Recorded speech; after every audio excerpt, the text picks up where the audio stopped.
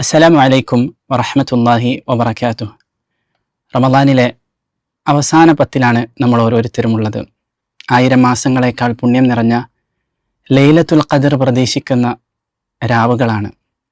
ഒരായുഷ്കാലത്ത് തന്നെ നമുക്ക് ഇത്രമാത്രം പുണ്യം ഒരുപക്ഷെ നേടിയെടുക്കാൻ സാധിച്ചു കൊള്ളണമെന്നില്ല.